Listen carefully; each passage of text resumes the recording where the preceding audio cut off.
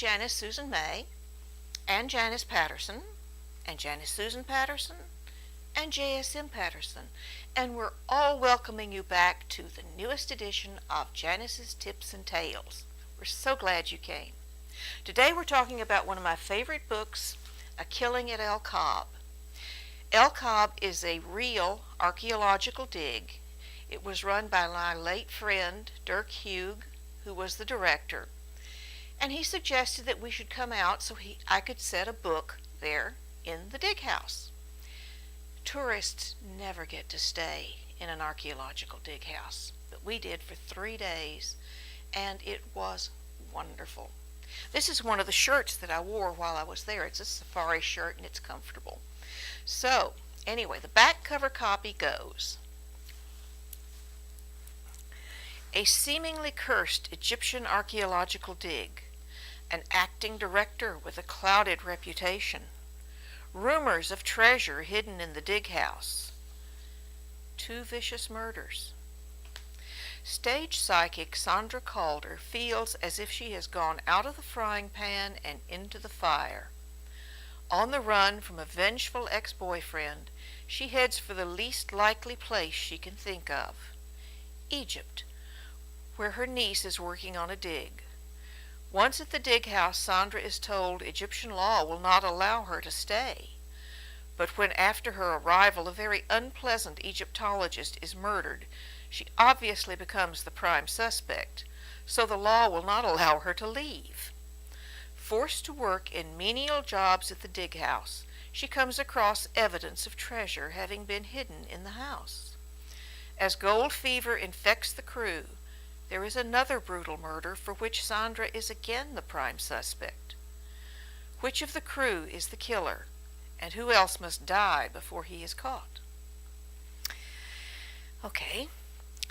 After dinner, during the hour when the crew relaxed with some surprisingly excellent whiskey, Helma had made a great production of bringing in her reconstructed pot. Some of the pieces were still missing, but now there was enough to see what it originally had been. The archaeologists were politely interested in it, commenting on the unusual shape. To Sandra, it looked just like an old, broken-up pot that had been reglued. With due ceremony, Helma opened a small door in the dining area to reveal a pantry-like little room lined with shelves that held a few objects, presumably artifacts, none of which Sandra could recognize.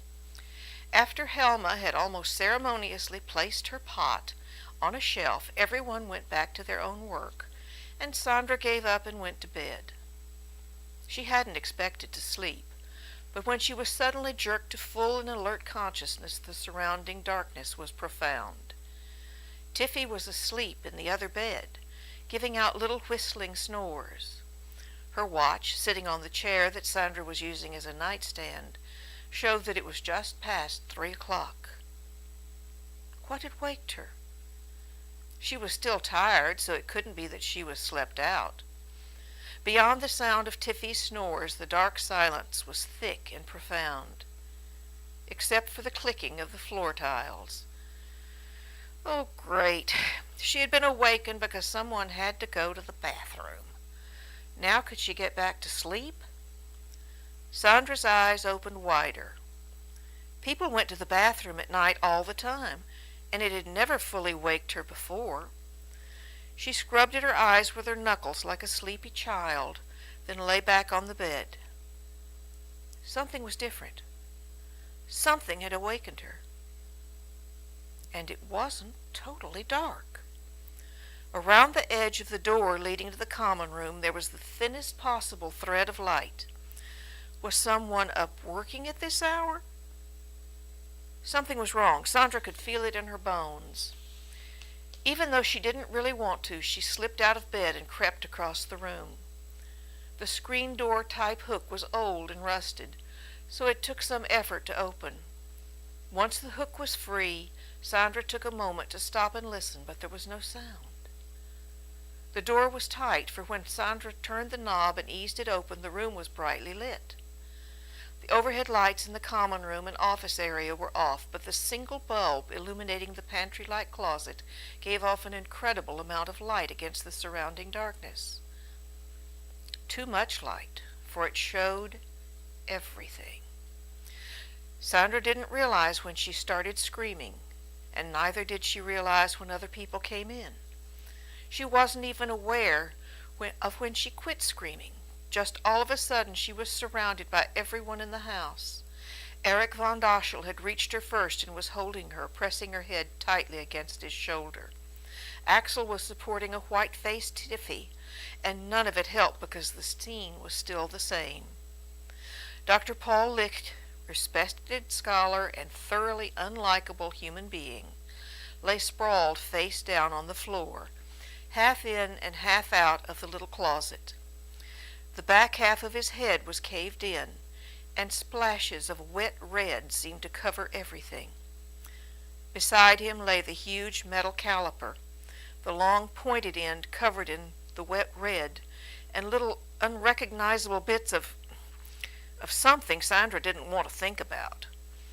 Around his head was a huge pool of blood spreading outward in a dark corona, a scattering of pottery shards flung among it like dark jewels. Helma's voice cut jaggedly through the thick silence. "Goddamn son of a bitch! He broke my pot!" And it's not true, but it is very true that archaeologists will defend their particular discipline and their particular skills to the nth. The little room does exist. The darkness at El Cab is incredible because they're far away from any town. They're on a bluff over the Nile, and the house is haunted. I didn't see the ghost of the builder named Summers Clark, but it has been documented for years that he does come and visit. I guess he doesn't like pushy American women. His grave is right next to the house. It was underneath our bedroom window. And the instant we got there, I walked over and put hands on it and said, "Dr. Clark, I'm so glad to be here. Oh, blah, blah, blah." And I guess I scared him. So I never saw him. Still, it's a good book, and it's a true book. Like I said, archaeologists like it.